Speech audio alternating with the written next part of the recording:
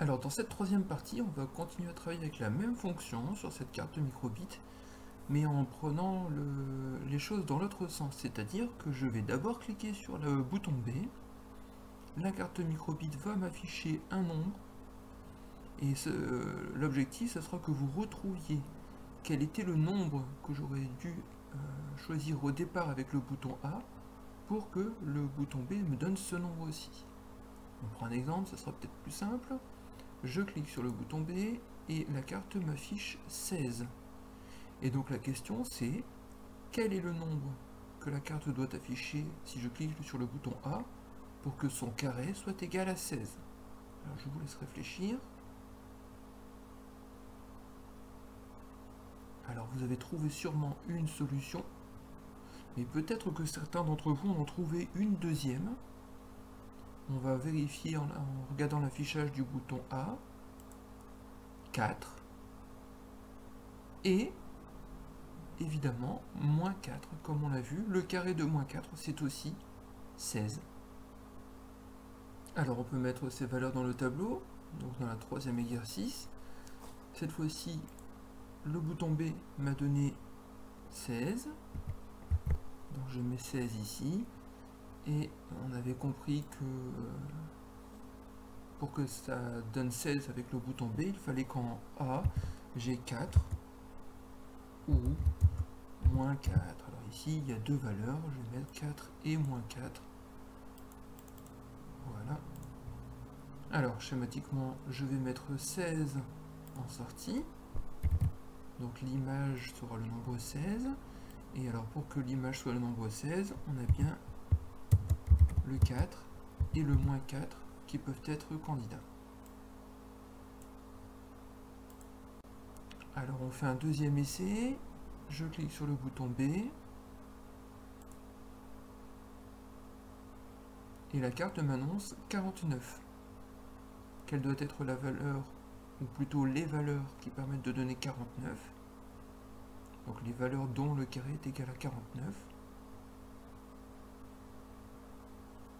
Vous avez sûrement trouvé également, effectivement, ces deux nombres sont 7 et bien évidemment son opposé, moins 7. Alors ici, j'ai obtenu 49 en appuyant sur le bouton B. On a bien vu que les valeurs qui pouvaient être données par le bouton A, ce sont 7 et bien évidemment moins 7. Ce que je peux compléter ici, donc en sortie j'avais 49 et en entrée j'avais 7 et moins 7 qui était possible.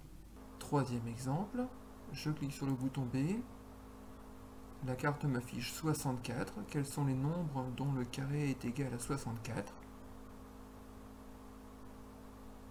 Vous les avez sûrement, il s'agit bien évidemment des nombres 8 et moins 8. Alors dans le tableau, ici j'avais 64 en sortie, du coup j'avais ici 8 et moins 8, et ici de la même façon, pour avoir 64 avec le bouton B, il fallait choisir soit 8 soit moins 8 pour le bouton A.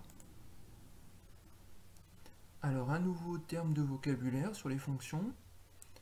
Quand je connais la valeur de A, je sais que la valeur de B sera l'image du nombre obtenu par le bouton A. Dans l'autre sens, si je connais le nombre B et que je recherche le nombre A, eh bien on dit que le nombre A, ce n'est pas l'image de B, ça serait dans l'autre sens, mais on dira que ça sera l'antécédent. L'antécédent, c'est bien quelque chose qui se retrouve avant.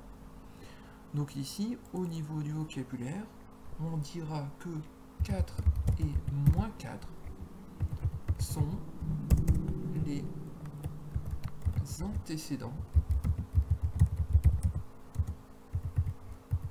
de combien? Eh bien de 16 par la fonction.